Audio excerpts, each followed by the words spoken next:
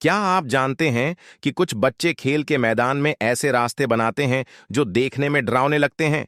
ये छोटे माहिर अपने आप को रोट मास्टर कहते हैं और महीनों मेहनत करके ऐसे खतरनाक रास्ते बनाते हैं जो पार्कोर की तरह नजर आते हैं।